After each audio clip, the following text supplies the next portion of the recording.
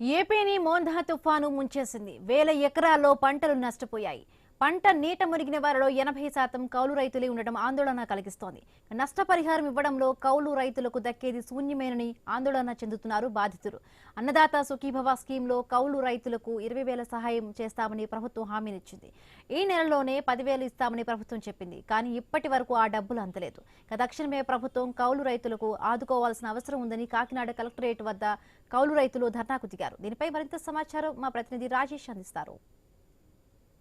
తుఫాను ప్రభావంతో పూర్తిగా రైతాంగం నష్టపోయిందని చెప్పి రైతులైతే కాకినాడ జిల్లా కాకినాడ కలెక్టరేట్ వద్ద ధర్నా నిర్వహిస్తున్నారు. ప్రస్తుతం మనం చూడొచ్చు క్లియర్గా వ్యూస్లో. అంటే ఏవైతే ఈ ధాన్యం తడిచి వరిగి పూర్తిగా కుళ్ళిపోయిందంటూ రైతాంగం అయితే కాకినాడ కలెక్టరేట్ వద్ద ధర్నా నిర్వహిస్తున్నారు.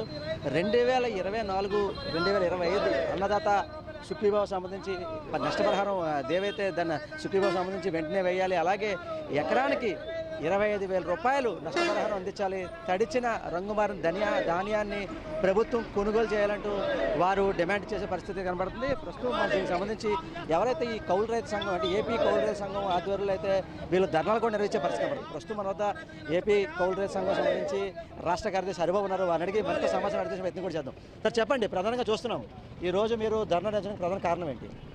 ఇటీవల వచ్చినటువంటి తుఫాను వలన రాష్ట్రంలో ఉన్నటువంటి రైతాంగం, ప్రత్యేకించి కౌలు రైతులు, సన్నా చిన్నకారు రైతులు పూర్తిగా నాశనం అయిపోయారు. పైకి పచ్చగా కనిపించిన సుంకు దశలో ఈ తుఫాను వచ్చింది కాబట్టి గింజలు పాలు పోసుకోవు, గట్టిపడవు, మానుగాయ తప్ప తాళ్ళతో దిగుబడి పూర్తిగా పోతుంది. కాబట్టి సక్రమంగా ఎన్యూమరేషన్ చేసి ఎవరు పంట వేశారో వాళ్ళ పేరుతోనే నష్టపరిహారం రాయాలని చెప్పేసి కోరుతున్నాం. అట్లా కాకుండా భూ యజమానులు అమెరికాలోనో, ఆస్ట్రేలియాలోనో, పట్టణాల్లోనో ఉన్న వాళ్ళ పేరులో రాస్తే మేము ఊరికనే ప్రశ్నే లేదని చెప్పేసి చెప్పడానికి ధర్నా నిర్వహిస్తున్నాం. చూసాం కదా, అంటే ఈ ఏవైతే ఈ పంట నష్టపోయి పూర్తిగా కుళ్ళిపోయి కూడా మాకు పైసా కూడా రాదు అంటే ఎకరానికి మేము 1,000 రూపాయలు పెట్టుబెడుతున్నాము. ఇప్పటికైనా ప్రభుత్వాన్ని కౌలు రైతు యొక్క బాధ తెలుసుకుని మా యొక్క నష్టపరిహారం అందించని చెప్పి కొంతమంది కౌలు రైతు సంఘాలు కూడా ఆవేదన పరిస్థితి కనబడుతుంది. ప్రస్తుతం వద్ద ఎవరైతే జిల్లా అధ్యక్షుడు రాజశేఖర్ ఉన్నారో వారిని తీసుకునే ప్రయత్నం కూడా చేద్దాం. సార్ చెప్పండి, ఈరోజు కౌలు రైతులు నష్టపోయిన రైతాంగానికి మీరు కుళ్ళిపోయిన ధాన్యంతో ఈరోజు బయటకు వచ్చిన పరిస్థితి అంటే ఏంటి? ప్రభుత్వం నుంచి ఎలా ఆదుకుంటూ పడుతున్నది? మేము కోరేది, ఈ ప్రభుత్వం ఎన్యూమరేషన్ చేసామని చెప్పి ప్రకటించారు. పూర్తి స్థాయిలో నిన్న మొన్న గ్రామాలు తిరిగితే ఎన్యూమరేషన్ ఇంకా పూర్తి అవ్వలేదు. కానీ ఇంతే నష్టం అని చెప్పి ప్రకటించారు. ఇది చాలా దుర్మార్గం. రెండో పక్కన ఎవరైతే సాగు చేస్తున్నారో వాళ్ళ దగ్గరకు వచ్చి వాళ్ళ సమస్యలు ఏంటో అడగలేదు. రికార్డుల ఆధారంగా భూ యజమానులను గుర్తించి మేము నష్టపరిహారం అందిస్తామని చెప్తా ఉన్నారు. ఇది చాలా తప్పు.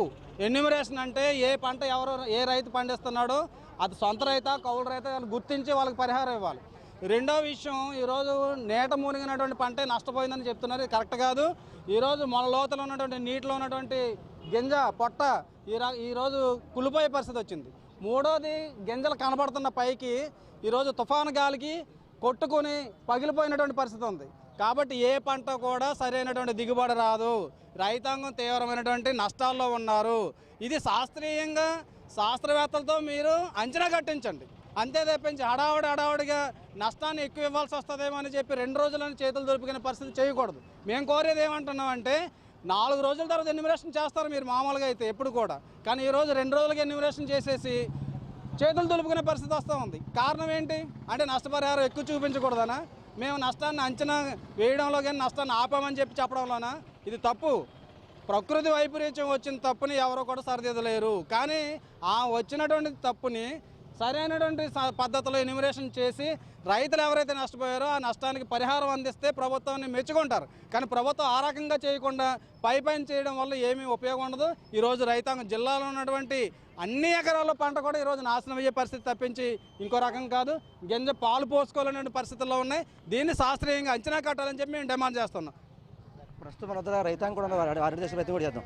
చెప్పండి, ఇప్పుడు ఒక రైతుగా మీరు ఇక్కడ ఆవేదన వ్యక్తం చేస్తున్నారు. ఎన్ని ఎకరాలు సాగు చేశారు? మీకు ఇబ్బంది ఏంటి? నేను ఒక 8 ఎకరాలు చేస్తున్నానండి. 8 ఎకరాల పంట 6 ఎకరాలు శుభ్రంగా పడిపోయిందండి.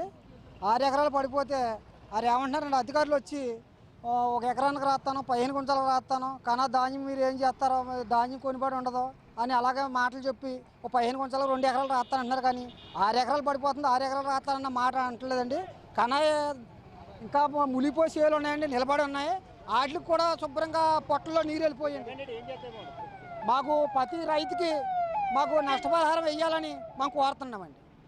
చూసాం కదా ఓవరాల్గా ఏవైతే ఈ కౌలు రైతుకు సంబంధించి మేము అంటే ఈ మోందా తుఫాను ప్రభావంతో పూర్తిగా నష్టపోయాము. అలాగే కౌలు రైతుకు సంబంధించి ఏవైతే సుఖీభావ కూడా వేయట్లేదు అవి కూడా వేయాలి. మేము అంటే ఈ ధాన్యం కూడా అంటే ఇది కుళ్ళిపోయిన పరిస్థితిలోకి ఉంది. ఖచ్చితంగా ఇదంతా కూడా ప్రభుత్వం గుర్తించి మనం ఆదుకోవాలని చెప్పి కౌలు రైతు అయితే డిమాండ్ చేసే పరిస్థితి కనబడుతుంది. ఇది కొంత తాజా పరిస్థితి. కెమెరా పర్సన్ సతీష్తో రాజేష్, ఐ న్యూస్, కాకినాడ జిల్లా, కాకినాడ నుంచి.